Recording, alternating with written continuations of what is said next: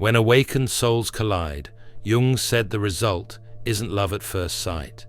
It's a psychological earthquake that either destroys both people or forges something humanity desperately needs. He documented what happens when two individuals who see everything others miss finally recognize each other. And what he discovered terrifies most people who learn about it. These encounters are so rare that most people will never experience one. Jung believed fewer than 1% of humans ever develop what he called differentiated perception. But when two of these individuals meet, the psychological dynamics become so intense that Jung warned both parties face a critical choice: integrate consciously or be consumed by forces neither can control alone. Today I'll reveal Jung's secret documentation about awakened soul encounters. Because this isn't about soulmates or romantic destiny. This is about what happens when two people who have spent their lives being mirrors for everyone else's unconscious content finally find someone who can see them just as clearly as they see others. Jung's private case files reveal a pattern that most psychologists still don't understand.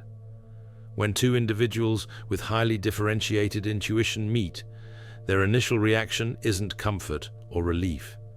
It's profound discomfort mixed with undeniable recognition. Each person immediately perceives the other's unintegrated shadow aspects with surgical precision. But here's what makes these encounters so dangerous. Most people go through life surrounded by others who cannot see their psychological blind spots. This creates a comfortable buffer zone where the shadow remains safely unconscious. But when two awakened souls meet, that buffer zone evaporates instantly. Each person becomes a living mirror, reflecting back exactly what the other has spent years avoiding. Jung called this the mirror effect, and he documented how it either accelerates integration or triggers mutual destruction. The awakened soul has developed what Jung termed differentiated perception through years of absorbing everyone else's unconscious contents. They learn to read micro-expressions, sense hidden emotions, and perceive psychological patterns that escape normal awareness. This ability didn't emerge from spiritual practice or conscious training. It developed as a survival mechanism in dysfunctional environments where reading emotional atmospheres became essential for psychological or physical safety. Jung observed that these individuals typically grew up as emotional shock absorbers in their family systems. Alcoholic parents' rage, spouses' betrayals, family members' dysfunction. They absorbed it all while learning to map human psychology with frightening accuracy. But this extraordinary perception came with a devastating cost. They spent their lives being seen through everyone else's projections while never being truly seen themselves, until they meet another awakened soul, and then everything changes. The initial encounter between two awakened souls creates what Jung called instant mutual transparency. Within minutes of meeting, each person perceives the other's core wounds, defensive patterns, and unintegrated shadow content. They don't need to ask questions or gather information. Their differentiated perception processes psychological data faster than conscious thought. This creates an experience Jung described as simultaneously exhilarating and terrifying. For the first time in their lives, these individuals feel completely seen, not through the lens of projection or idealization, but with absolute clarity about who they actually are beneath all social masks and defensive structures. This experience of being truly known triggers a profound psychological crisis that Jung documented across multiple cases. Because being fully seen means being seen in both light, and shadow, and most people are not prepared for that level of transparency. Jung noted that awakened souls typically respond to this initial encounter in one of three ways. Some flee immediately, overwhelmed by the intensity of mutual recognition. Others become intensely attracted, mistaking psychological transparency for romantic destiny. But the rarest response, and the one Jung believed held transformative potential, involved conscious recognition of what was actually happening. Two mirrors meeting and choosing to use that mirroring for conscious integration rather than unconscious projection. The dangerous phase begins after the initial recognition. Jung documented how two awakened souls entering any kind of relationship inevitably trigger each other's unintegrated shadow content. This isn't occasional or manageable, it's constant and intensifying. Every interaction becomes a psychological battlefield where both parties unconsciously project their denied aspects onto someone who sees exactly what they're doing. Jung observed that this dynamic differs fundamentally from normal shadow projection. When an awakened soul projects their shadow onto someone with normal perception, that person usually accepts the projection unconsciously. They internalize the attributed qualities and act them out, confirming the projection and allowing it to continue unchallenged. But when two awakened souls project onto each other, neither accepts the projection. Both immediately recognize what's happening and call it out, creating explosive confrontations that force conscious examination of unconscious content. Empaths aren't broken, they're alchemists in progress. The Alchemist's Path gives you drills, Jung-based boundaries, and 3 exclusive chapter videos to turn overwhelm into clarity. By Surreal Mind, 236-page downloadable ebook, in stock. Begin now at thesurrealmind.com. Jung called this the conscious minority's paradox. These individuals spent their lives seeing through everyone else's psychological defenses, but when they finally meet someone with equal perceptual clarity, they discover their own defenses are just as transparent. This revelation typically triggers one of 2 responses: defensive withdrawal to protect the ego from being seen so clearly, or courageous vulnerability that accepts complete psychological transparency as the price of authentic connection. Most relationships between awakened souls fail during this phase. The intensity becomes unbearable. Each person feels constantly exposed, unable to hide behind the social masks that previously protected them. They experience what Jung termed psychological nakedness, and most people cannot sustain that level of vulnerability without extensive shadow integration work. They retreat into isolation, convinced that being truly known is too painful to endure. But Jung documented a small percentage of awakened soul encounters that survived this dangerous phase. And what emerged from those relationships changed his understanding of human psychological potential. The transformation happens when both awakened souls make a conscious choice that Jung considered the pinnacle of psychological development. Instead of using their mutual transparency as a weapon for projection, they agree to use it as a tool for integration. They stop attacking each other for reflecting their shadows and start thanking each other for the mirroring that makes unconscious content conscious. This decision transforms the relationship from a psychological battlefield into what Jung called a container for conscious development. Jung observed that this shift required both parties to develop what he termed differentiated vulnerability.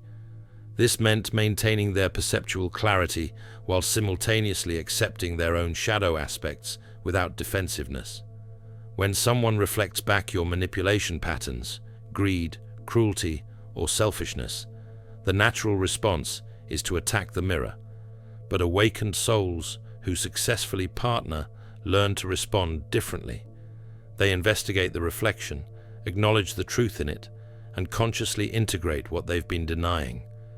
This creates a feedback loop of mutual integration that Jung believed accelerated psychological development exponentially.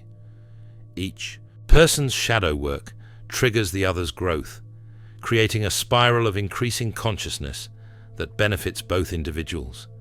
But this process only works when both parties commit to brutal honesty coupled with genuine compassion. Without honesty, the mirroring becomes diluted and loses its transformative power. Without compassion, the mirroring becomes cruel and destroys the relationship. Jung documented the remarkable psychological developments that emerged from successfully partnered awakened souls. These individuals developed what he called integrated perception, combining complete transparency about human psychology with wisdom about when and how to use that perception constructively. They no longer absorbed everyone's unconscious contents indiscriminately. Instead, they became what Jung termed selective empaths, strategically engaging their gifts only where they could generate genuine benefit. But perhaps most significantly, these partnered awakened souls developed immunity to psychological manipulation. Their combined perceptual clarity created a reality distortion field that manipulative individuals couldn't penetrate. Jung observed that toxic people instinctively avoided these partnerships, sensing that their usual psychological tactics would fail against two people who saw through manipulation instantly. This created a protective buffer that allowed both awakened souls to finally rest from the constant vigilance their gift had previously demanded. The partnered awakened souls also developed what Jung called conscious participation in the collective unconscious. Instead of being passive vessels absorbing everyone else's shadow content, they became active agents consciously working to make unconscious patterns conscious in their communities. They used their combined perceptual abilities not for personal gain or manipulation, but in service of collective psychological development. Jung believed this represented the evolutionary function of awakened soul partnerships. But Jung warned about specific dangers that could destroy even the most conscious partnerships between awakened souls. The first danger involved what he called competitive mirroring. This occurred when both parties began using their perceptual abilities as weapons rather than tools. Instead of reflecting shadows with compassion, they started collecting psychological ammunition to deploy during conflicts. This transformed the relationship from a container for growth into a battleground for dominance. Jung noted that awakened souls often carried deep wounds around power and control from their family of origin. They grew up in environments where perception itself was dangerous, where seeing clearly made them targets for family aggression. When two wounded perceivers partner, they sometimes unconsciously recreate those family dynamics, turning their shared gift into a mutual threat rather than a mutual blessing. Breaking this pattern required both parties to consciously examine their relationship to power and commit to never using their perceptual abilities for control. The second danger Jung identified involved projection collapse. This occurred when one or both awakened souls became so focused on the other's shadow that they lost connection with their own integration work. The relationship became a hall of mirrors where each person saw only the other's darkness reflected back infinitely. Jung documented cases where both parties became so entangled in mutual shadow projection that they forgot their own independent psychological development. They became identified with the relationship itself, rather than remaining individuated souls who chose partnership. The third and most subtle danger involved what Jung called prophetic inflation. When awakened soul partnerships successfully integrated their shadows and developed conscious collaboration, they sometimes fell into identifying with archetypal roles. They began seeing themselves as special, chosen, or destined to save humanity through their superior consciousness. This inflation undermined the very integration work that made their partnership powerful. Jung emphasized that awakened souls must maintain humility about their gifts while simultaneously honoring their rarity and responsibility. The final danger involved what Jung termed unconscious absorption. Even awakened souls who successfully partnered could fall back into old patterns of absorbing each other's unintegrated content. This created a closed system where both parties stopped growing independently and instead became psychological dependencies for each other. Jung warned that healthy partnerships between awakened souls required both union and separation. Each person needed regular solitude to distinguish their own psychological contents from what they absorbed from their partner. Jung developed specific practices to help awakened soul partnerships navigate these dangers. The first practice involved what he called consciousness check-ins. Both parties regularly created space to examine what psychological content belonged to themselves versus what they'd absorbed from their partner. This required brutal honesty about which emotions, thoughts, and reactions originated internally versus which were unconsciously absorbed from the other person. The second practice involved shadow witnessing agreements. Both awakened souls committed to reflecting each other's shadows with specific protocols designed to minimize defensiveness. The person reflecting would frame observations as questions rather than accusations. Instead of saying "you are manipulating," they would ask, "I'm noticing this pattern. Does this reflect something you're working with?" This subtle shift maintained the clarity of the mirror while reducing the ego's defensive reaction. The third practice Jung recommended involved separate integration work. Each awakened soul maintained their own therapeutic relationship, spiritual practice, or psychological process independent of the partnership. This ensured that both parties continued their individual development rather than becoming psychologically merged.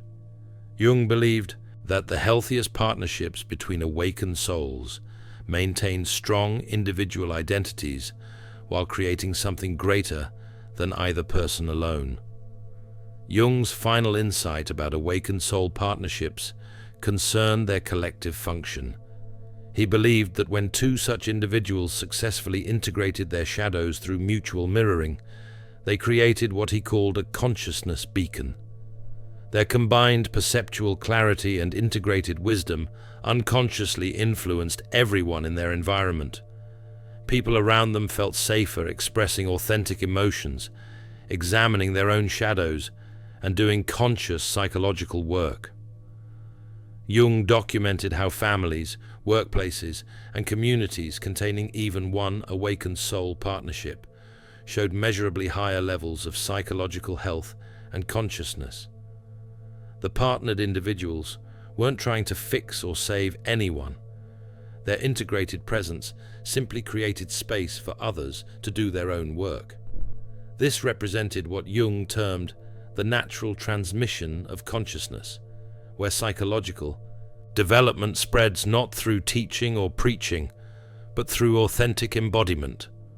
But Jung also noted that this collective influence made awakened soul partnerships threatening to systems invested in maintaining unconsciousness. Dysfunctional families, toxic workplaces, and manipulative communities instinctively attacked these partnerships because their presence exposed the collective shadow everyone else was trying to ignore. Jung warned that awakened soul partnerships must develop strong external boundaries to protect their internal work from external interference.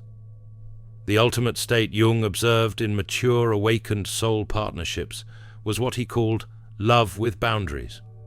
Both individuals maintained complete perceptual transparency about each other, while simultaneously respecting each other's autonomy and psychological space. They could see everything about their partner, while accepting that their partner's journey remained their own. This combination of total knowing and total acceptance created what Jung believed was the highest form of human relationship. These partnerships transcended the normal categories of romantic, platonic, or professional connection. They represented something Jung termed psychological alchemy, where two conscious individuals catalyze mutual transformation that neither could achieve alone. The relationship became a crucible for turning unconscious shadow content into conscious integrated wisdom. And this transformation rippled outward, benefiting not just the two individuals, but everyone they encountered.